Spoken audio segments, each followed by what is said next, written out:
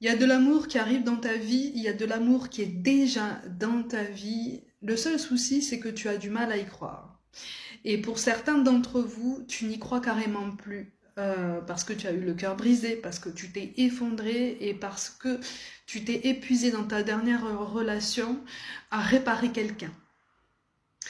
À réparer quelqu'un, à essayer de le ou la sauver. Tu as eu des espoirs, tu as eu des projections, tu as eu des promesses qui n'ont pas forcément été toutes tenues.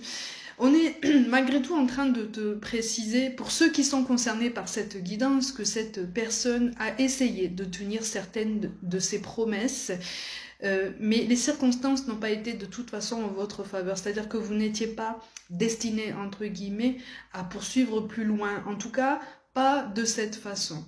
Donc tu as traversé un long désert affectif, vraiment. Hein. Et en fait, on te dit que ça a été révélateur pour toi. On te dit que ça a été vraiment révélateur pour toi, même s'il y a quand même une douleur ici. Hein. Il y a quelque chose qui persiste. Et c'est comme si tu t'étais promis, en fait, de te protéger au maximum et pour toujours de l'amour, en te blindant au maximum, en refusant de t'ouvrir à nouveau à quelqu'un. Et il y a comme un... Ah oui, t'as été énormément marqué par le passé, en fait, et quelque part, involontairement, tu t'es enfermé dans des schémas de pensée qui sont conséquents à ce que tu as vécu par le passé. Et donc, il y a quelque chose qui a été douloureux. Et en fait, on te dit qu'il y a quelque chose qui arrive, il y a quelque chose de positif qui arrive pour toi. Donc, on est résolument en train de te parler de sentimental, hein, vraiment. Hein, là, pour le coup, mais... tu risques de ne pas voir cette personne.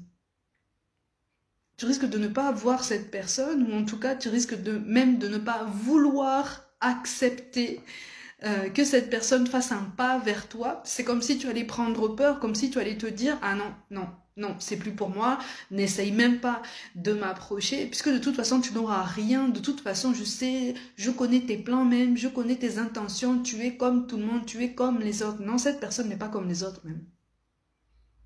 Cette personne n'est pas comme les autres même.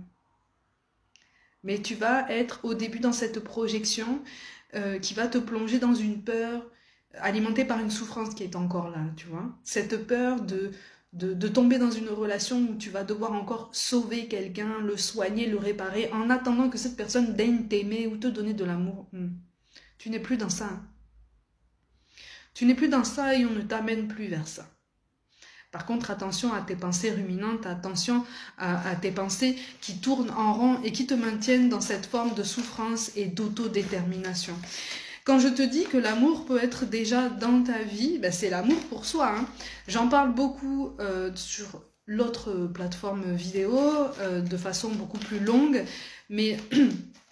la meilleure forme, en tout cas une des meilleures formes d'amour de soi qu'on peut se donner, c'est celle justement de se donner assez d'importance dans sa vie pour se sentir légitime, de s'ouvrir à nouveau quand on se sentira prêt, de s'ouvrir à nouveau quand tu as quelque chose de nouveau. Et ça peut concerner tous les domaines. C'est-à-dire que l'amour de soi ne concerne pas que le sentimental. L'amour de soi, il est dans le fait de se sentir légitime, de porter un projet professionnel qui nous tient à cœur, même si on n'a absolument aucun soutien, même si certaines personnes autour de nous usent de plaisanteries désobligeantes pour nous décourager, parce qu'elles-mêmes ne se sentent peut-être pas les épaules pour mener ce genre de projet, où t'ont peut-être étiqueté et fait entrer dans une case très déterminée de laquelle elles refusent de te faire sortir parce que ça ne fait pas partie de leur façon de penser, ça ne fait pas partie de leur façon de gérer leur relation avec les autres. Mais toi, est-ce que tu es fait pour entrer dans une case?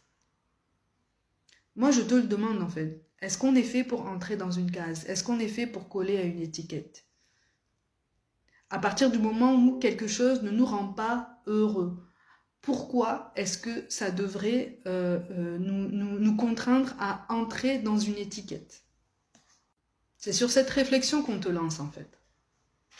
C'est sur cette réflexion qu'on te lance. Est-ce que tu vis dans ton passé ou est-ce que tu souhaites te reconstruire sincèrement, sainement, avec d'autres bases, d'autres fondations, ce qui va te demander effectivement de laisser aller cette douleur. Le point difficile dans le développement personnel dont il est question ici, pour aller mieux, pour mieux accueillir cette nouvelle relation sentimentale potentielle, le point difficile, c'est que ça va te placer en face d'une douleur que tu as gardée en toi, que tu n'as pas exprimée et que tu as gardée en toi comme une forme de feu ardent mais qui te consume, qui ne te porte pas vers l'avant. Elle te fait fuir ton présent, elle te fait fuir ton relationnel, elle te fait fuir ton mieux-être. Puisqu'en fait, elle t'enferme dans une image du passé. Elle t'enferme aussi dans cette ancienne image que tu as de toi-même. Cette personne qui était dévouée à quelqu'un d'autre pour le sauver, pour la sauver, pour préserver cette personne de tout ce que tu pouvais percevoir à côté. Tu n'es plus cette personne. Pourquoi garder cette souffrance en toi, puisque c'est devenu une souffrance en fait. Tu vois? On est vraiment en train d'essayer de t'encourager à te libérer de tout ça. Alors ça passe par de la méditation, ça passe par des visualisations, ça passe par un autre état d'esprit, le fait de décider que maintenant, cette douleur, cette tristesse n'a plus aucun pouvoir sur toi, ou en tout cas a de moins en moins de pouvoir sur tes humeurs, sur la gestion de tes émotions, sur la gestion de ta vie au quotidien. Tu vas voir qu'au bout d'un moment, ça va conditionner autrement tes choix et tu vas te sentir beaucoup plus libre. Tu vas te sentir libre de vivre comme tu l'entends. Tu vas te sentir libre d'être tel que tu es, d'être qui tu es. Parce qu'en fait, c'est ça qu'on veut voir et c'est ça que cette nouvelle personne qui arrive voudra voir. Qui tu es réellement. Puisque ton histoire là, on va la ressentir. Ton passé, on va le ressentir. Tes douleurs qui ont été très intenses là, on les ressent ici, on va les ressentir. Il n'y a pas de problème pour ça. Donc tu n'as pas besoin de les porter comme des fardeaux insurmontables sur les épaules. Ok? À partir du moment où tu vas changer cet état d'esprit, tu vas vibrer autrement. Et donc tu vas attirer à toi des personnes, en tout cas une personne, qui va vraiment pouvoir partager quelque chose de particulier avec toi. Malgré tout. On a la lettre A qui ressort ici, mais vraiment au tout début du prénom. Au tout début du prénom. On te parle de quelque chose d'assez discret, d'accord? De quelque chose d'assez confidentiel. Et c'est toi qui feras le choix d'en faire un début de relation discret. Tu voudras aller doucement, tu voudras aller progressivement et tu voudras avoir des garanties. N'hésite pas à exprimer ça. N'hésite pas à exprimer ça. N'hésite pas à profiter du fait que cette personne soit à l'écoute pour une fois, enfin, d'accord, pour exprimer ce que tu ressens, pour exprimer ce que tu veux. En fait, on te dit que là, le temps est fini de contenir toutes ces émotions négatives. Le temps est fini de te taire et de devoir te montrer fort ou forte, insurmontable, insubmersible, vraiment intouchable. Tu restes un être humain, tu as une sensibilité, tu n'es pas une machine et tu as le droit de vouloir entamer une nouvelle relation sentimentale même si ça te fait peur. Et en fait, c'est tout à fait normal d'être dans cette ambivalence entre le fait d'avoir peur d'entamer une nouvelle relation et le fait de vouloir se protéger de façon très paradoxale de toute nouvelle personne qui arrive à nous. Parce qu'on est dans une phase de transition, on est dans une phase de transformation. Cette transformation, il faut l'accepter en fait. Et pour l'accepter, ça nous demande de laisser aller toutes les émotions reliées au schéma du passé, tous les souvenirs du passé. Ça nous demande de façon très symbolique de fermer la porte sur ce chapitre.